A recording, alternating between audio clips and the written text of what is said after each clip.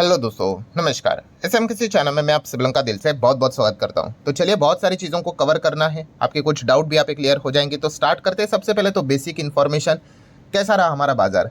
तो बिल्कुल नॉर्मल, कोई खास नहीं। शुरुआत बहुत दमदार थी, गैप अप काफ़ी अच्छा देखने को मिल गया, बट उसके बाद वही जो गैप अप हुआ उसके बाद ही थोड़ा सा एक छोटू सा हाई लगा दिया एंड उसके बाद तो मार्केट को नीचे रखने की पूरी कोशिश की। मतलब जो गैप अप के साथ शुरुआत हुई थी, ठीक है, वही आज के दिन हम कह सकते हैं वही हाई लेवल देखने को मिला। उसके बाद तो बाजार नीचे नीचे ही थोड़ा देखने को मिल गया था, ना तो बहुत बड़ी गिरावट ना तो बहुत बड़ी तेज़ी। बट चलिए, जितना भी चल रहा है तेज़ी को मेंटेन रखते हुए चलते हुए देखने को मिल रहा है। चलिए आगे बढ़ लेते हैं। देन FCL से रिलेटेड, यस, फैनोटेक्स केमिकल लिमिटेड। तो इसको भी हम लोगों ने काफ़ी बार यहाँ पे कवर किया है, ठीक है। पहले 200 के नीचे हम लोग को देखने को मिलता था, देन बीच में तो एकदम ही रॉकेट बनते हुए देखने को मिला था। आप सभी लोगों को याद है रॉकेट, मतलब अभी भी रॉकेट ही है, बट आप देख सकते हैं, देखिए 400 ऐसे 450 ऐसा कुछ तो चला गया था, बट 458 चला गया था, ठीक है। फिर उसके बाद थोड़ा सा करेक्शन हुआ। ये तो चीज़ें नॉर्मली चलती रहती है। तो कंपनी की अगर हम लोग बात करें तो आपको बताइए, एक स्मॉल कैप है, छोटी कंपनी है, ठीक है। एंड छोटी कंपनी में काफ़ी वॉलेटिलिटी रहती है। बीच में अभी वापस 5 साल का अगर ऐसा डेटा दिखा दूँ तो आप देख सकते हैं आराम से, ये देखो 400 पे था, फिर यहाँ पे 200 तक नीचे आया था, 50% डाउन, ठीक है। तो ऑब्वियसली जो बिना बिजनेस को जाने, बिना रिस्क को जाने निवेश अगर करता होगा तो उसके लिए तो ऐसे सिचुएशन में लॉजिक के साथ यहाँ पे बने रहना काफ़ी मुश्किल यहाँ पे हो जाता है। तो इसलिए बताता हूँ हमेशा कि किसी भी कंपनी में अगर आप जाने का विचार कर रहे हो, वो कंपनी का नेचर क्या है, स्मॉल कैप है, मिड कैप क्या है, वो एक ज़रूर देख लेना। हालांकि वो कोई गारंटी नहीं होती है, लार्ज कैप कंपनियां भी तो डूबती है, ठीक है। बट एक आपको एक एवरेज अनुमान आ जाता है कि हाँ भाई, ये एक बैट्समैन है भाई, इतना इतना तो स्कोर कर सकता है करके। तो वैसा ही रहता है कि हाँ ये स्मॉल कैप है तो इस प्रकार से इसका रिएक्शन हो सकता है करके। बाकी देखा गया केमिकल सेगमेंट में जिस प्रकार से माहौल रहा है उस हिसाब से तो इसने कंपैरेटिवली अच्छा परफॉर्मेंस दिखा है। इसका ज़्यादा बिजनेस हमारे भारत देश में ही देखने को यहाँ पे मिल जाता है, ठीक है। तो इसलिए एक एडवांटेज इनके पास रहता है। रिसेंटली क्वार्टर के नंबर देखे तो ईयरली इतने कुछ खास नहीं थे, बट क्वार्टरली इतने खास नहीं थे। मतलब क्वार्टर ऑन क्वार्टर अगर देखा गया, ठीक है, फ्लैटिश परफॉर्मेंस था। ईयरली थोड़ा बहुत बेटर परफॉर्मेंस था, ठीक है। अगर हम लोग नॉर्मली बात करें तो 2.32 का EPS 2.60 तक यहाँ पे आया था। बाकी सारी चीज़ों को ऑलरेडी हम लोग बहुत बार कवर यहाँ पे कर चुके हैं। रिस्की टाइप की कंपनी 62% प्रमोटर की होल्डिंग देखने को मिले, 3 और 3 6-7% FIS के बाद बाकी पब्लिक के पास होल्डिंग देखने को यहाँ पे मिल रही है, ठीक है। काफ़ी लोग पूछते हैं सर पहले तो आप ऐसे बहुत सारे कंपनीज के वीडियोस बनाते थे, अभी भी मैं बना सकता हूँ, बट इश्यूज़ वही है कि मार्केट टॉप लेवल पे है ना, एंड काफ़ी बिगिनर सिर्फ वीडियोस देखकर या फिर बाकी चीज़ों को देखकर निवेश करने का मन बनाते हैं, जो कि टोटली गलत है, ठीक है। खुद से स्टडी यहाँ पे करना होता है, ठीक है, वरना काफ़ी दिक्कतें उनको बाद में यहाँ पे झेलनी पड़ सकती है। एनीवेज देख लेंगे जैसे जैसे होगा, मैं थोड़ा थोड़ा इनसे रिलेटेड ऐसे अलग अलग कंपनीज को हम स्टडी करने की कोशिश करते रहेंगे। देन बात करेंगे इंडिगो। कल के दिन मैंने इंडिगो कल भी बनाया था, परसों भी बनाया था, ठीक है, नहीं परसों बनाया था वीडियो, बट उसके बाद कल के दिन एक वीडियो बनाया था। कौन सा? वो एमपॉक्स वाला। तो डेफिनेटली किसी ने पूछा सर अगर एमपॉक्स जैसी वो जो बीमारी है, अगर यहाँ पे अगर कुछ ज़्यादा अगर हो जाता है तो इंडिगो जैसी कंपनी को फर्क पड़ सकता है। ऑब्वियसली फर्क पड़ सकता है, इसमें कोई रॉकेट साइंस की तो बात है नहीं, ठीक है। अफ्रीका से वहाँ पे हम लोग को दिक्कत देखने को मिल रही है, यूरोप में जाते हुए देखने को मिल चुकी है।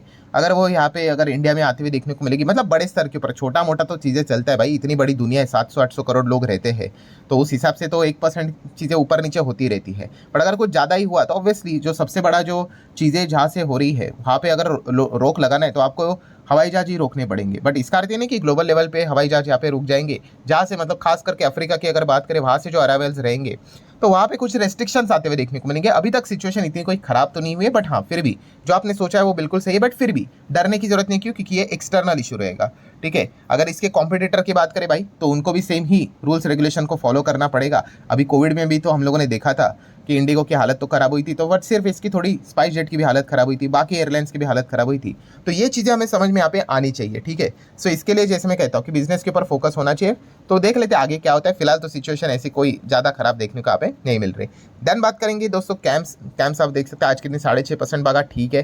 प्रीवियस जो हाई है वो तो 4910 का देखने को मिल रहा है, उस हिसाब से अभी भी काफ़ी डाउन देखने को मिल रहा है, ठीक है। म्यूचुअल फंड बिजनेस के ऊपर अगर आपको ज़्यादा ट्रस्ट है तो आप कैम्स के फिनटेक इन दोनों कंपनीज को ऑलरेडी मैं कवर यहाँ पे करवा चुका हूँ, ठीक है। इन कंपनीज को अच्छा खासा बेनिफिट मिल सकता है, उस हिसाब से आप जरूर इनको स्टडी यहाँ पे कर सकते हो। आपको बिजनेस पसंद होना चाहिए। मैंने काफ़ी बार आप लोगों को कहा है, कभी भी प्राइस कितने रुपए पे चल रहा है, कितने रिटर्न्स दे रहा है, वो आपका कभी भी मोटिवेशन होना नहीं चाहिए।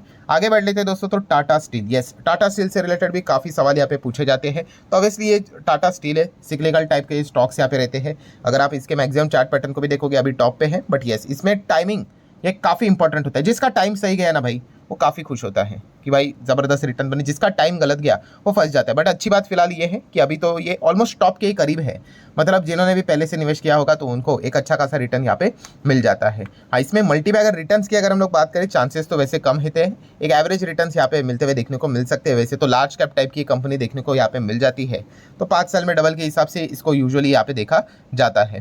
देन बात करेंगे टीसीएस, ये भी वैसी ही कंपनी भाई, 16 लाख करोड़ का मार्केट कैप है। एंड फिलहाल अगर हम लोग यहाँ पे कहें तो टीसीएस यहाँ पे डिसेंट परफॉर्मेंस देते हुए देखने को यहाँ पे मिल रहा है। आज के दिन की भी बात करें तो कंपनी ने क्या कर दिया है, 52 वीक हाई के साथ साथ अपना ऑल टाइम हाई भी यहाँ पे लगा दिया है। तो ये ऐसी कंपनी है पीटी के लिए एकदम बहुत मस्त होती है। पीटी कब करना होता है, जब स्टॉक ऐसे, मतलब हमें पता है कि लॉन्ग टर्म में ये कंपनियां वापस सम हाउ कम बैक कर ही लेती है, ठीक है, गारंटी नहीं होती, बट आपको बिजनेस के नेचर से पता चल जाता है। इनके पास काफ़ी सारा प्राइस से रिलेटेड एक एडवांटेज यहाँ पे होता है, ठीक है, तो वो चीज़ें उनसे मतलब वो मैनेज हो ही जाती है। वो चार्ट पैटर्न आपको देखने को मिल ही जाएगा। देखो 5 साल में कैसे ऑलमोस्ट डबल के आसपास मैक्सिमम चार्ट पैटर्न धीमे धीमे करके ऊपर जाते हुए देखने को मिल जाता है, ठीक है। एंड फिलहाल अगर देखा गया तो जो आईटी कंपनीज थे उनके लिए अच्छा माहौल कौन सा देखने को मिले, अमेरिका में पहले रिसेशन का खतरा बोला गया था, तो वापस ये कंपनीज हम लोगों को नीचे आते हुए देखने को मिल जाते हैं। वो प्रेशर रहता है क्योंकि वहाँ पे फिर कम कैपेक्स होगा, कम खर्चा होगा, तो इन कंपनीज के बैंड बच जाती है। एंड अगर यहाँ पे इस प्रकार की रिसेशन जैसी चीज़ें अगर अमेरिका में नहीं होंगी तो ये कंपनियां मुस्कुराते हुए देखने को मिलेंगी कि चलो बिजनेस यहाँ पे नॉर्मल चल रहा है करके। तो इस प्रकार से चीज़ें यहाँ पे चलती रहती है। देन बात करेंगे दोस्तों तो अदानी ग्रुप के ऊपर तो फोकस यहाँ पे रखना ही पड़ेगा। काफ़ी सारी चीज़ें यहाँ पे चलती रहती है। पॉलिटिकली भी काफ़ी सारे इवेंट हम लोगों को इस हफ्ते देखने को मिलने वाले हैं। सो अभी की अगर हम लोग बात करें तो आज के दिन कैसा रहा परफॉर्मेंस अदानी ग्रुप का, ठीक रहा, कुछ लाल कुछ हरे निशान में देखने को यहाँ पे मिल चुके हैं, मतलब नॉर्मल परफॉर्मेंस देखने को यहाँ पे मिला है। अभी तक ना तो हम कह सकते कि एक्सट्रीम बहुत कोई बड़ी गिरावट और ना ही कोई एक्सट्रीम बहुत बड़ी तेजी करके, एकदम न्यूट्रल साइडवेज, थोड़ा ऊपर थोड़ा नीचे, ऐसा ही परफॉर्मेंस हम लोग को देखने को यहाँ पे मिल रहा है। सो डेफिनेटली अभी ये देखना पड़ेगा कि आगे यहाँ पे क्या होता है करके। फिलहाल जो सेबी चीफ से रिलेटेड जो एलिगेशन यहाँ पे लगा है उससे रिलेटेड काफ़ी सारी चीज़ें हम लोग को बाजार में मतलब चर्चाएं होती हुई देखने को मिल रही है। उससे रिलेटेड क्या एक्शन होता है वो एक देखने वाली बात तो यहाँ पे ज़रूर रहेगी। एंड उसके बाद अगर हम लोग यहाँ पे कहें, सबसे इंपॉर्टेंट चीज़ समझो कि अगर मान लो सेबी चीफ से रिलेटेड कोई एक्शन होता है या फिर वो रेजिग्नेशन उनसे मांग लेते हैं और वो रेजिग्नेशन दे देते हैं, तो डेफिनेटली ये वाला जो मुद्दा है ना, इस चीज़ के चलते क्या हो जाएगा पता है, वो पुराना जो केस है, ओल्ड केस, ठीक है, जो अभी भी चल रहा है सुप्रीम कोर्ट में, ठीक है, तो जो अपोजिशंस है, ठीक है, मैं यहाँ पे बात कर रहा हूँ, कोर्ट के अपोजिशन की बात कर रहा हूँ। सो उनके साइड से एक बहुत सॉलिड पॉइंट उनको मिल जाएगा। वो सुप्रीम कोर्ट के सामने पॉइंट रख देंगे कि देखो कि आपने जिसको इन्वेस्टिगेशन के लिए चीज़ें यहाँ पे सामने दे के रखी हुई थी, वहीं पे हम लोग को इस प्रकार की चीज़ें देखने को मिले, तो इसकी निष्पक्ष जांच यहाँ पे होनी चाहिए।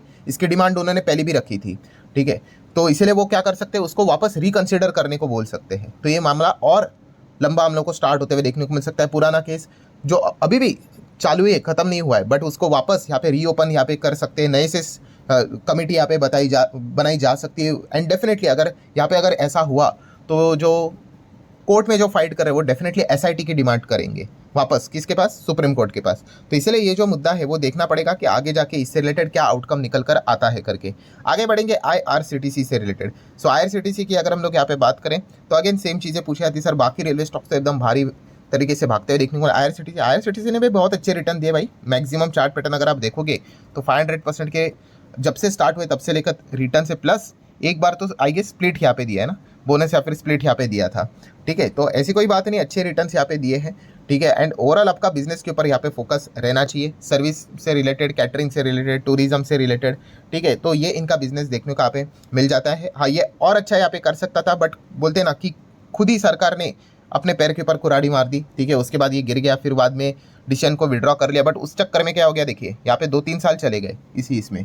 तो ये एक दिक्कत है हम लोग को काफ़ी बार सरकारी कंपनीज में देखने को मिल जाती है। इसलिए तो काफ़ी लोग डरते भी है सरकारी कंपनी में जाने से रिलेटेड कि डिसीजंस काफ़ी बार हम लोगों ने इस प्रकार, और ये एक बार की बात नहीं है, काफ़ी बार इस प्रकार की चीज़ें हम लोगों ने देखी है। एचएएल में पहले बोला था स्प्लिट देंगे, बाद में कैंसिल किया। देन इरकॉन इंटरनेशनल में भी सेम सिचुएशन बोली थी कि स्प्लिट या फिर बोनस देंगे, फिर कैंसिल किया, ठीक है, उससे फ़र्क नहीं पड़ता है ऐसा, बट प्राइवेट कंपनीज में यूजुअली इस प्रकार के होने के परसेंटेज काफ़ी कम देखने को मिल जाते हैं, ठीक है। इससे क्या हो जाता है, जो चार्ट पैटर्न है उसका मोमेंटम रुक जाता है, अननेसेसरी एक बहाना मिल जाता है बियर्स को कि भाई चलो इसको रोको करके। एंड देख सकते हो यहाँ पे कंपनी कोई बर्बाद नहीं है, वो ऊपर यहाँ पे जरूर जाएगी, बट कितना समय खाया आप यहाँ पे देख सकते हो, ठीक है। सो आगे अगर हम लोग यहाँ पे बढ़ेंगे दोस्तों तो आईडीएफसी फर्स्ट बैंक, इससे रिलेटेड भी काफ़ी सवाल आते रहते हैं, ठीक है। अगर आपको बिजनेस अच्छा लगता है दोस्तों, आपको बने रहना होता है। शेयर बाजार ये लंबी अवधि की लड़ाई है, मैं आपको लिटरली बता रहा हूँ, काफ़ी लंबी अवधि की लड़ाई है।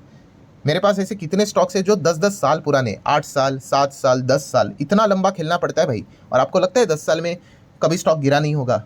डेफिनेटली गिरते हैं भाई। कोविड जैसे सिचुएशन हो गए, ठीक है, रशिया यूक्रेन जैसे वॉर जैसे सिचुएशन हो गए, आराम से 20-20, 30-30, 40%, 50%, आधा आधा स्टॉक गिर जाता है, ठीक है। तो अगर आपको किसी भी कंपनी में जाना है, ठीक है, तो आपको उसके बिजनेस स्ट्रक्चर अगर आपको पसंद आता है तो बस उसमें बने रहना होता है। ये मैंने कितनी बार आपको बताया। Just take a great example from Rakesh Jhunjhunwala, ठीक है। उन्होंने जो जर्नी मतलब स्टार्ट की थी, काफ़ी सारे स्टॉक्स थे, बट टाइटन उन्होंने स्टार्ट यहाँ पे की थी, जिन्होंने उनको पहचान दी, वो आज भी उनके पोर्टफोलियो में है, ठीक है। तो ऐसा नहीं होता है कि बस आपने पैसा लगाया 2-3 साल नहीं चला तो फिर अभी हम क्या करें करके, मतलब आप प्राइस के ऊपर ही फोकस रख रहे हो। आपको बिजनेस के ऊपर ट्रस्ट है क्या? बिजनेस के ऊपर ट्रस्ट होना चाहिए।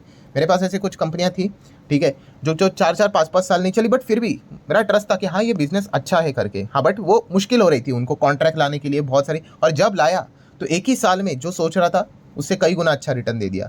तो ये पूरा खेल बिजनेस के ऊपर ही है, ठीक है। हाँ, वो फ्रस्ट्रेशन जरूर यहाँ पे आ जाता है, अरे चल नहीं रहा है करके, बट ये चीज़ें आपको समझ में यहाँ पे आनी चाहिए। अभी IDFC फर्स्ट बैंक की अगर मैं बात करूँ यहाँ पे, तो देखा गया तो क्या है तो एक बैंक ही, ठीक है, रिटेल सेगमेंट को ही टारगेट करता है, 50,000 करोड़ के आसपास के इसका मार्केट कैप है।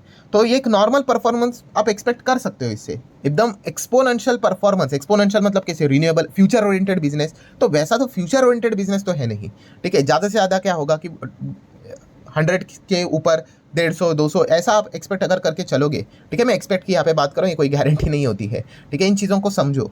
बट अगर आप ये एक्सपेक्ट करते हो कि मुझे एकदम ही धूम धड़ाकेदार रिटर्न्स यहाँ पे चाहिए, तो चांसेस वहाँ पे कम लगते हैं, ठीक है, क्योंकि बिजनेस के नेचर को समझो। एक जस्ट अ नॉर्मल एक बैंकिंग वाला ही काम करते हुए देखने को यहाँ पे मिल रहे हैं। तो ये पॉइंट आप लोगों को पता है यहाँ पे होना चाहिए। अभी तक का क्या परफॉर्मेंस रहा है पिछले 5 साल का, ठीक है, काफ़ी वॉलेटाइल रहा है ये स्टॉक। जब से स्टार्ट हुए तब से लेके अभी तक एक ही रेंज में हम लोग को देखने को मिल चुका है, आप देख सकते हो यहाँ पे कई समय से।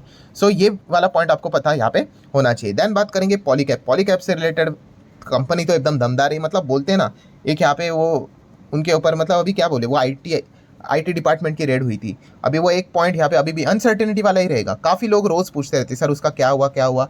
जब तक ऑफिशियल खबर नहीं आती हम क्या ही बोल सकते हैं, ठीक है। तो सर ऐसे सिचुएशन में जाना मतलब रिस्क रहेगा। हाँ डेफिनेटली, क्या बोल सकते हैं, अभी रिस्क ही रहता है यहाँ पे। कभी भी खबर आ सकती है, आएगी नहीं आएगी वी डोंट नो। 4 साल 5 साल लग जाएंगे, तब तक स्टॉक कितना भाग जाएगा, क्योंकि ओवरऑल बिजनेस वाइज तो कंपनी काफ़ी शानदार चलती ही जा रही है, ठीक है। इसको तो हम लोगों ने 3 डिजिट में था तब से स्टडी यहाँ पे किया था, समझ में आ चुका था कि कंपनी काफ़ी अच्छा कर रही है। कंपनी के जो लोन भी थे वो लगातार उन्हें घटा कर पूरा जीरो यहाँ पे कर दिया था, ठीक है। अभी देखना पड़ेगा अभी का रिसेंट परफॉर्मेंस क्या है। एंड कंपनी का मार्केट कैप तो फिलहाल 1 लाख करोड़ का यहाँ पे बन चुका है। देन अगर हम लोग बात करें, ब्रोकर्स काफ़ी सारे रिपोर्ट्स निकालते रहते हैं, ठीक है। तो ICICI सिक्योरिटीज़ ने जो रिपोर्ट यहाँ पे निकाली है उसकी काफ़ी चर्चा यहाँ पे हो रही है। रिपोर्ट तो ICICI सिक्योरिटीज़ ने निकाली है, कमेंट सेक्शन में मुझे गालियाँ पड़ रही है, तो दोस्तों वो मेरे कोई टारगेट्स नहीं है भाई, ये इनके टारगेट्स यहाँ पे होते हैं, ठीक है। तो माझगांव डॉक शिप बिल्डर्स के ऊपर उन्होंने जो रिपोर्ट निकाली थी उसके बाद आप देख सकते हो 5% आज के दिन भी ये गिरते हुए देखने को यहाँ पे मिल चुका है। तो कितना उन्होंने बताया था, 77% डाउन साइड है करके, ठीक है। किसने? ICICI सिक्योरिटीज़ ने, ठीक है। तो ये पॉइंट बोला है। ऑब्वियसली कौन हमेशा सही जाता है ऐसी बात यहाँ पे होती नहीं, कोई हमेशा गलत जाता है ऐसी भी बात नहीं होती है, तो ये आपके ऊपर है। तो वैल्यूएशन कंसर्न के चलते उन्होंने सारी चीज़ें बोली यार 1165 तक आ सकता है, यह उनका मानना है। सिमिलर वे अगर हम बात करें GRSC garden rich ship builders, इसके ऊपर भी उन्होंने रिपोर्ट निकाली है, जो कि आप देख सकते हैं 2-2.25% ये भी स्टॉक नीचे देखने को मिल रहा है। और इससे रिलेटेड भी उनका यही कहना है कि ये 77% नीचे आ सकता है। कौन सा? माझगांव डॉक भी and garden rich ship builders भी, ठीक है। तो करंटली इनके Q1 के नंबर कैसे रहे? Q1 के नंबर अभी के अच्छे देखने को मिले हैं, बट भविष्य में इनको ये लगता है कि इस प्रकार का परफॉर्मेंस मेंटेन रखना इनके लिए काफ़ी मुश्किल यहाँ पे हो सकता है करके। सो अभी देख लेते हैं कि भविष्य में क्या होता है करके। इनकी रिपोर्ट सच निकलती है झूठ निकलती है, 1 साल की टाइम होरिजन को लेकर यहाँ पे चलते रहते हैं। देन अगर हम लोग बात करें एक स्टॉक, जैसे कि आपको पता ही था, कोई रॉकेट साइंस की तो बात है नहीं कि गिरावट के चांसेस थे, गिरेगा ही करके। कौन सा? हिंदुस्तान जिंक, ठीक है। 15% का डिस्काउंट की यहाँ पे बातें की थी, और देखिए ऑलमोस्ट उसी के आसपास चीज़ें हम लोग को सेटल डाउन होते हुए देखने को यहाँ पे मिल जाते। पिछले 5 दिन में तो 18-19% गिर गया, और जब से खबर आई है तब से लेके 10% और 4%, मतलब रफली आप कह सकते हो वैसे ही 10-12-13-15% के आसपास हम लोग को गिरावट 2 दिन में होते हुए देखने को यहाँ पे मिल चुकी है, ठीक है। प्रमोटर एग्जिट करते हुए देखने को नहीं via OFS। And again same cheese, sir क्या OFS में हम लोग अप्लाई करें? अरे तुम्हें बिजनेस पसंद है क्या, ठीक है, तो ही आप विचार कीजिए। अगर बिजनेस पसंद ही नहीं है तो फिर ऐसा क्यों जा रहे हो? ऐसे तो आपको मैं 10 OFS बता दूंगा, कितनी सारी चीज़ें चलती रहती है, ठीक है। तो बार बार आप वही चीज़ों, मतलब बोलते हैं ना, गाड़ी घूम फिर कर आप वही गलत डायरेक्शन में गाड़ी को लेकर जाते हो, कितना भी लेकर। कौन सा? प्राइस देखते हो, सारी चीज़ें दुनिया भर की देखते हो एक्सेप्ट बिजनेस छोड़कर। आपको इसका बिजनेस समझ में आता है कि हिंदुस्तान जिंक का बिजनेस इतना सिंपल नहीं है भाई, बहुत कॉम्प्लिकेटेड बिजनेस है, दिमाग खराब हो जाता है। ठीक है, तो ये चीज़ें आपको अगर पता ही नहीं है एंड अगर आप किसी कंपनी में ब्लाइंडली इन्वेस्ट कर रहे हो तो फिर मतलब वो तो तुक्केबाजी हो गई। ऊपर ऊपर जा रहा है तो दिन अच्छा चला जाएगा, नीचे नीचे जा रहा है तो दिन खराब हो जाएगा। तो ऐसा मत करना, जो बिजनेस आपको समझ में आता है उसमें आप लोगों ने वहाँ पे दाव खेलना है, यहाँ पे होता है, बाकी आपकी मर्जी। तो चलिए ठीक है, जितने इंपॉर्टेंट पॉइंट्स थे सारे यहाँ पे मैंने कवर कर लिए। वीडियो हेल्पफुल लगा होगा तो चाहो तो लाइक एंड शेयर कर सकते हो। मिलते हैं नेक्स्ट वीडियो में, तब तक के लिए बाय बाय।